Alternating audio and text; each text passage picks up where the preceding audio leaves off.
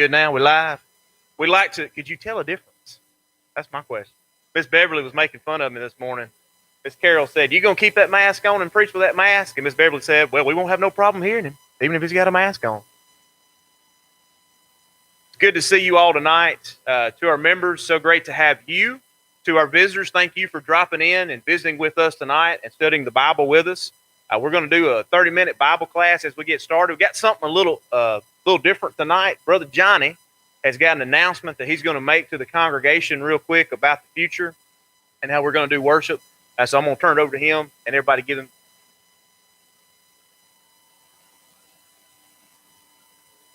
Good evening, everyone. I wanted to share with you a little bit about what we're doing now and what we're hoping to do over the next few months. Anyway, I know the way things are with COVID, can't make plans more than 45 minutes in advance, apparently, but we are trying to make some plans to help keep our everyone engaged in worship together. It's so important for us to be, together as a family, as a congregation. We do have, and we have over in the annex in our fellowship hall over here for anybody visiting with us. We have a large screen set up, large TV screen set up over there, and we do broadcast our worship service on YouTube and our classes on YouTube as well. We're broadcasting on YouTube now, so those classes are there. But during Sunday morning worship, we have a group of folks, and so far it's been the youth and their parents worshiping in the annex with that big screen there. It's almost like being over here, but it's almost like being over here. What we'd like to do is get the youth back over here with the congregation on Sunday morning, and that way, but there's not room for everyone in this room, and in order to worship together and maintain the guidelines like they would have us to. So what we like to do is for December, invite a different group to go over to the annex to worship there for about a month, and then maybe another group after that. So what we're talking about is in December, inviting like the 20s and 30s age group, young folks to worship over there, and anyone who would like to go with them, because there'll be room for about 50 or so to worship in the annex, which will make room for everyone over there now to come back over here. And then if there's folks interested who want to volunteer for January to go over there to worship for a month, and then to make room for the 20s and 30s folks to come back over here, we'll have a sign-up sheet for that too. Once we get to the maximum, then that we'll have it filled. But it's a way for us to be together as a congregation, and worshiping together is one thing that we really were starved for when all this stuff started back in March. And we're trying to find a way ever since to be back together. That's why the tape's out here. That's why we're here together. That's why the mass here. But we want to be together. And like I say, we've had the same group over there for several weeks now. We'd like to get them back together with the rest of the congregation. But logistically, we just need to be able to move some people over there for a little while and then maybe rotate out. So, but we'll be asking the 20s and 30s age group and anyone who'd like to go with them to worship in the annex for December, and allow the youth and their parents to come back over here on Sunday morning worship. Doesn't affect Sunday evening or Wednesday night, but Sunday morning it has had a pretty big effect, and we want to try and minimize that as much as we can. Anyway, if you guys have any questions about it, talk to the deacons and the elders, and we'll be talking about that more as we get closer to December. Thank you, Chase. All right, let's turn to Luke chapter 10 tonight. Luke chapter 10. We have a parable called the parable of the Good Samaritan, and this is found in verse 25 of Luke chapter 10. Now, I just want to kind of make a confession tonight. I don't know if you have felt the same as I have felt. My kindness over the past couple of days has been really put to the test. I've had a couple of things happen to me where I've been kind of had to take myself back and say, all right, remember, I've got to be kind. And I don't know about you, everything going on in our climate right now, stuff all over social media and stuff going on in your life, maybe you have found yourself saying, all right, I've got to remember that I'm a child of God. Stuff that I post, stuff I say, the things that I do, I need to make sure that I am showing kindness to other people. And so this lesson is for me tonight. Seriously, like I started thinking about kindness, how much I've been challenged, and I'm like, I'm going to talk about kindness and remind myself why I need to make sure that I'm kind to other people, why it's important. Okay. So we start here in Luke chapter 10. Of course, we have this parable of the Good Samaritan, which shows so much about kindness. Now, we start in verse 25, and we see that the reason this parable is told is a response to this lawyer, okay? And he stands up, and he is there to put Jesus to the test. That's the reason he asked Jesus the question about eternal life. So this all starts with this guy testing our Savior. Teacher, what shall I do to inherit eternal life? And he said to him, what is written in the law? How do you read it? So Jesus answers his question with a question. He wants to see where he's at. So he asked him, well, how do you read the law? And listen to his answer. He says, you shall love the Lord your God with all of your heart and all your soul and with all of your strength, with all of your mind, and your neighbor as yourself. Now, what do you guys think about it? Covered all the basics. Our teams have been studying teams. Hopefully, a light's going off here. We've been talking about God's relationship with humanity. And we talked about how God made a covenant with the Israelites and gave them the Ten Commandments. Some of the Ten Commandments of it. First 4 are about loving God with all your being. Second 6 are about how you treat your neighbor and loving your neighbor. And so he pretty much sums it all up with these 2 statements, right? Love God with everything you have and make sure you love your neighbor. And so Jesus is really pleased with his answer. And so he turns and says to him, you have answered correctly. Do this and you will live. Now, I don't know if he's searching for a loophole. I don't know if he's trying to get Jesus to answer it the way that he wants it answered. But he's not ready to just end it. All right. So listen to what he says. But desiring to justify himself, said to Jesus, who is my neighbor? Right? So he gives Jesus this question. Well, exactly. Maybe he's wanting Jesus to tell him his neighbor. Right? That it's not somebody else. Maybe that's why Jesus is the Samaritan. Somebody who would have tested. This guy would have tested. Maybe he's trying to figure out a loophole, right? Have to do the first commandment, like you said. For some reason, he's trying to justify himself. He's trying to get Jesus to clarify what he's saying. And so Jesus goes into this parable. And this is a parable in response to this lawyer, this guy, when he asked, who is my neighbor? Trying to test Jesus. And so Jesus tells him this parable that we call the Good Samaritan. A man was going from Jerusalem to Jericho, and he fell among robbers who stripped him, beat him, and departed, leaving him half dead. Now, here's what we know. Background behind this road. It was called the Bloody Way, right? A couple miles after you started, you ran into something called Bethany. After you got through Bethany, all right, this long stretch of road, it was pretty rough. Known as the Bloody Way, it was known for a place where people could hide and criminals could duck down and sneak on people and rob them. So it was not a good area. A lot of people said, don't ever travel down this road alone. Take somebody with you. But this guy's traveling down this road, okay? He's beaten. These robbers come out, strip him, take everything from him, and he's left for dead. So notice who passes him first. He says here, now, by chance, a priest was going down the road, and when he saw him, he passed by on the other side. A Levite, when he came to the place and saw him, passed by on the other side. Now, these are 2 religious priests, guys that are supposed to know the law. These are the religious leaders that people looked up to during the time. Now, what might have been some reasons why they didn't want to help this guy? I mean, there's some legit reasons.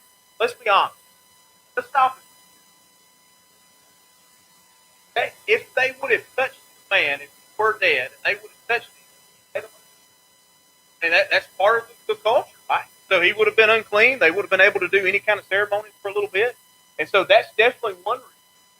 A lot of people talk about this whole cat and mouse game. Criminals actually put out like they're half dead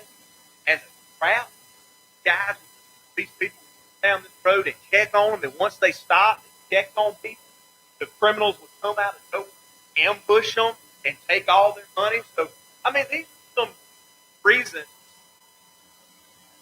But Jesus is like, they didn't take the opportunity to show kindness. Not any room for reasons, okay? Show kindness, see somebody in need. He doesn't give us the reasons that they didn't stop. He just lets us know they had an opportunity to be kind, show kindness. The guy who beat, they didn't do it. So then he brings up the Samaritan. He says, but a Samaritan, as he journeyed, came to where he was, and when he saw him, he had compassion. I find it so interesting, because you guys know the Samaritans and the Jews did not have a great relationship. And we know that Jews, half-breeds, right? They didn't think they say that word Samaritan would be like a cuss word. They would never want to utter it. It would be like us trying to get to Georgia instead of going through Alabama, go all the way around, get into not going through Samaritan country, right? That's the way they viewed it. They viewed them as terrible people, as inbred half-breeds. They didn't want to be around them. It was just a terrible relationship. And so I find it interesting that Jesus uses the Samaritan in this story, and the Samaritan is the one that shows the kindness. He's the one that has compassion. Now, I went and looked up this word here because it really got me to thinking. He had compassion. Does anybody know what this is? It really is. I'm going to throat. Like eat next. Then when you get home, you have bowels. You have something going on in your bowels, right? But it's funny, but that's really, when you think about it, that's what compassion is. There's something to bowels. Okay, when you look at the tree, it's so deep in the bowels that you are moved to act. That's what the Greek kind of compassion. He sees this guy laying on the road, okay? He sees this man hurt, lying half dead. He is moved. His bowels are tightening up, and he has to act. He can't pass it by. And so we're told that this man here sees this guy, has compassion. He has a movement in his bowels. He feels so much pity for him that he begins to act out of kindness to help him. He bounds up his wounds. He pours oil and wine on his wounds. Puts him on his donkey and brings him to a place where he can recover. And so he goes, and the next day he takes out money and pays for the innkeeper for him staying there, and says the innkeeper to take care of him and that he's going to come back. And when he comes back, that he'll pay him more if he owes him more. And so you just have this amazing story where Jesus talks about this Samaritan, this guy who is so moved that he shows extreme kindness. But at the end of the story, Jesus goes back to the guy, the lawyer that asked this question: which of the three proved to be a neighbor to the man who fell among the robbers? And you notice he never says the Samaritan. It's interesting. He never can utter the word Samaritan. But he says the one who showed him mercy. And Jesus challenged him. All right, go and do likewise. You know, I read this parable, and it's just amazing how we have to be reminded again and again that we need to show kindness. Reading an interesting story the other day, and it was about a woman who was on a bridge, and she was ready to jump off. She was on this bridge, and people were walking by, and not one person talked. Not one person helped. Real life Good Samaritan story, isn't it? She's on the bridge, and she's ready to end it all. Not one person stopped by, and a man driving a bus full of people sees this woman, swerves, and puts the parking brake on. Everybody in the bus is complaining. We've got somewhere to be, somewhere to go. Out of the bus. Oh.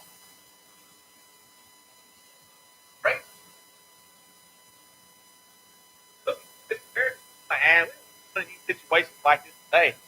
When I read that story, I immediately went back to the Good Samaritan and thought, wow, so many people could have said something or so love, kindness, and they walked right by. A couple weeks ago, I was doing a devotion about the Good Samaritan, and I found a video of a woman who was in an emergency. Just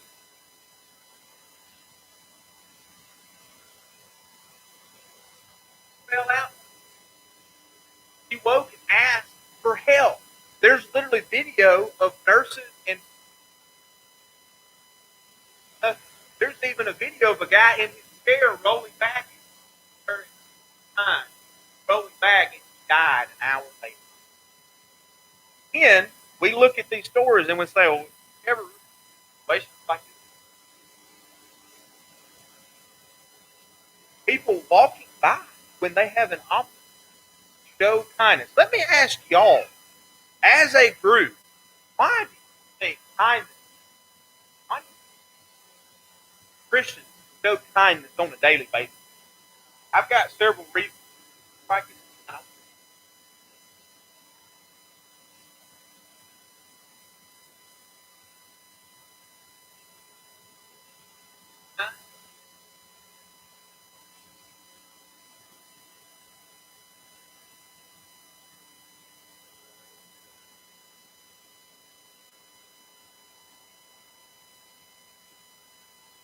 Never wrong to show kindness. Any others?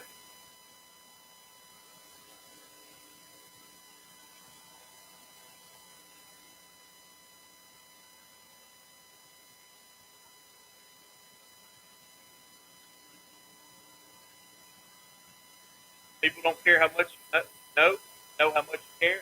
Kindness, talk about stuff.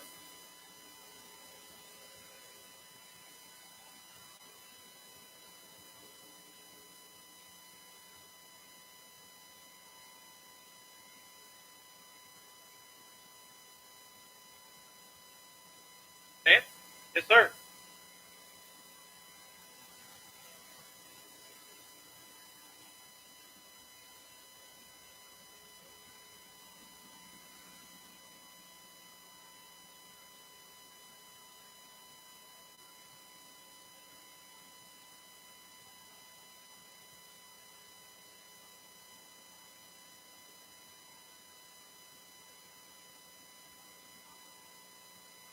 I feel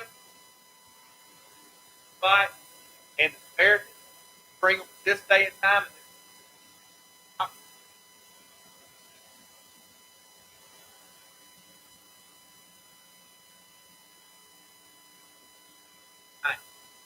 So here's what I have. These are some things that I wrote down why I think it is really important for us to make sure that we show kindness. First, let's turn to 1 John chapter 4, verses 9 through 12. 1 John chapter 4, verses 9 through 12. Basically, it's a response to God's kindness. Make sure that we show mercy and forgiveness and compassion because God has shown us these things. One of the things that God has shown us is kindness. You see here in 1 John 4, verse 9, he says, in this, the love of God was made known among us, that God sent his only Son into the world so that we might live through him. In this is love, not that we have loved God, but that he loved us and sent his Son to be propitiation for our sins. Beloved, if God has loved us, we also ought to love one another. No one has ever seen God, but if we love one another, God abides in us, and his love is perfected in us. I just love this passage because it's a great reminder. Hey, you have to question God's love. That word manifest, made known. God has made known his love to us. He's proven it by sending to die for us. Jesus was propitiation. He covered our sin. He was payment for our sin. So since God has loved us, we ought to love others. It's that simple. We need to treat others the way that we want to be treated. God has lavish kindness and love on us, so we need to treat people with kindness and love. Look at this passage with me. Flip to Colossians chapter 3. Colossians chapter 3. Notice verse 12.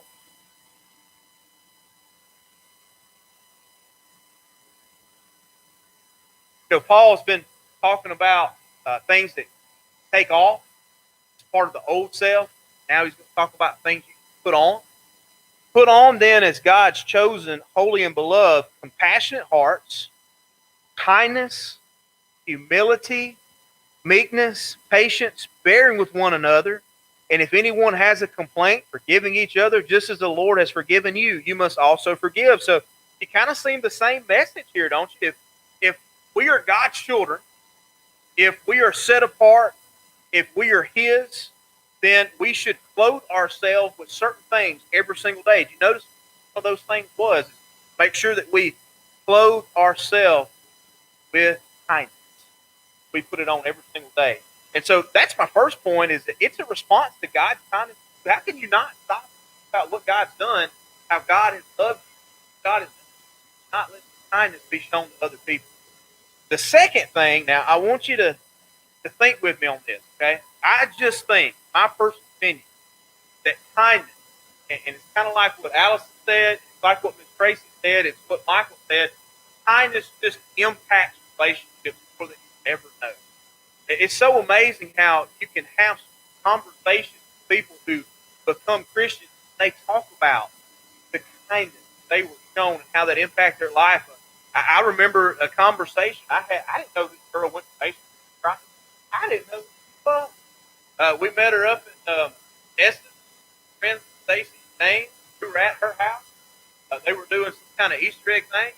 We got to talking about the Batesville Church of Christ. She found out I was a youth minister there, and she goes, "Let me tell you what the Batesville Church of Christ did for me." She got to talk about how everybody showed her so much kindness while she was here, and how her life was changed, impacted, and how she became a Christian. She had a ton of good stuff to say about Michael. And I said, "The same Michael Bates is there now?" She said, "Yeah." But talk about the kindness that people show. And guys, when you think about showing kindness to others, I mean, it just impacts relationship. It builds healthy relationships. Now, Allison has something. Just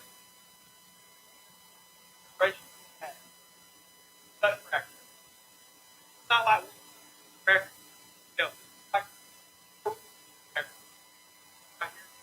and it's really cool. It has a sword. Sometimes I'll get, but there was one night where I wasn't paying attention.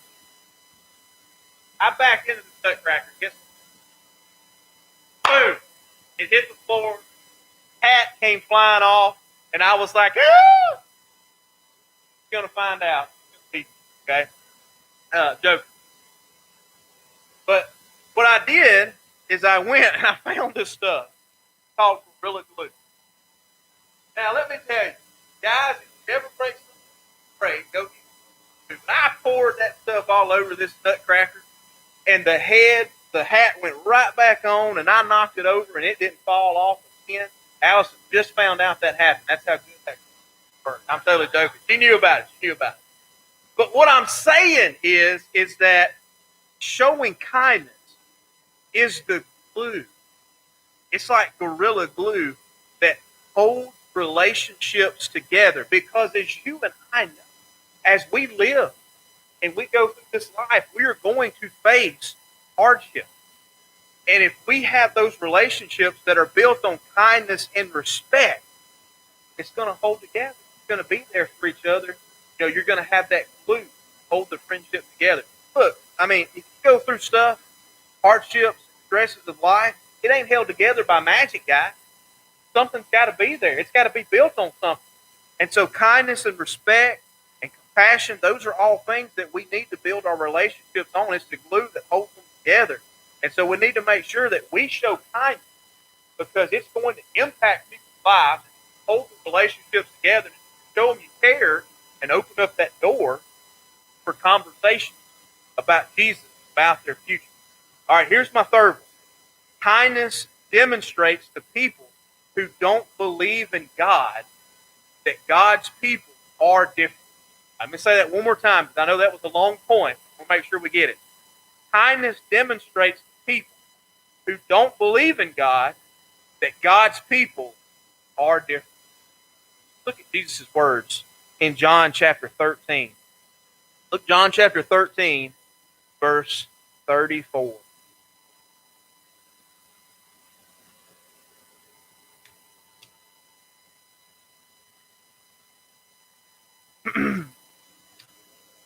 A new commandment I give to you, that you love one another just as I have loved you.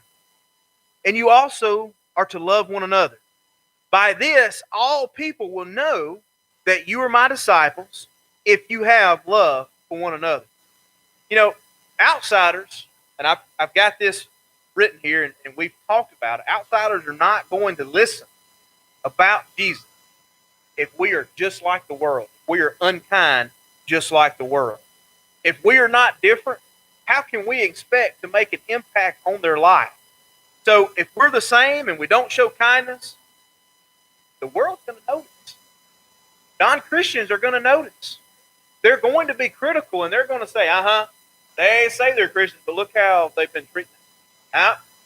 They say they follow Jesus, but look at what they've been posting on Facebook about you. They say they're Christians. Look how rude they just were to that person, right? And so it's important to be kind so the world sees that we are different and that we can have an impact. Because if we're not different, the world's going to criticize us. They're going to notice. They're going to make sure others notice we're not real. We're not authentic. We're not being kind like Jesus. And so as we think about the parable of the Good Samaritan, I hope tonight we're challenged to think about how important kindness really, really is. It's a response to God's kindness because God's shown us so much love and kindness. We're going to show love and kindness. It's important in our relationship. It's the glue that holds it together. It's the glue that holds the relationships together to go through tough times in life. And kindness shows people who don't believe in God that we're different, that God's people are different. Maybe they'll start asking questions about us. So let me ask you, what is kindness? What did you get? Have trouble with kindness. Now you've gotten better. What are some things that you have done to grow in your kindness? Be better. Make sure you show kindness.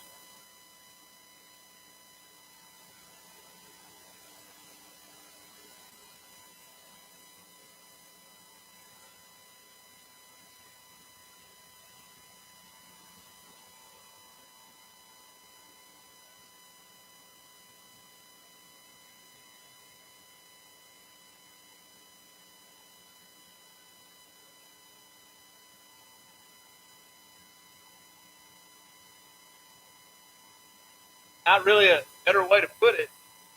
Understand how you. Okay. Here were a couple that I have written down. I'm going to go into these. Approaching that 30-minute mark. Growing in your kindness. If it is something that you are not satisfied with, if it's something that you've told yourself, I have to be more kind. I need to be slow to anger. I need to make sure that I'm not being crude. I need to make sure that I think about things before I say them. Here's a couple things that I would say. Number one, pray for God's help. If you know that you've got a person in life pushing you to that edge, will that person ever pray that God will help you to be kind, right? If you're struggling with kindness, pray about God, help increase my kindness. Now, He may put you in situations. Test that. Make sure you're growing. Pray about it. Ask Him for help. Ask Him to increase it. Secondly, try to see people the way that Jesus. We're not talking about just a body, right? The person behind the counter, the person behind not body, right? The person you bump into in Walmart is not just a body, right? What are they? Try to see people the way that Jesus sees them. He sees them as precious souls. He sees them as souls that died. we stop, consider that, but I, Jesus, precious Lord, I'm not mad. I can't be angry at this person. I need to show them kindness. These people, wait, and then pay attention to others and look for ways to be kind. If you're saying that you struggle with being kind, make a conscious effort to unplug. Get away from the phone, get away from the computer, make an effort around. Really consider how you impact your life and you can be kind. Whatever the situation.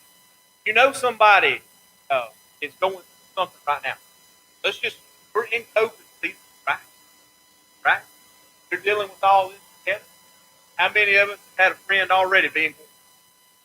Raise your hand if you've had a friend in quarantine. Right? What about we unplug? What about we stop thinking about us for a second? We go cook them a steak, baked potato, and leave it at their door. Or we go get them some food. That's call. Hey,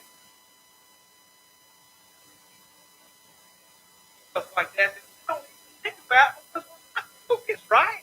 We're thinking about life. We got stuff, trying to get stuff completed, trying to get work done. And we got all this stuff going on, but got opportunities every to be kind.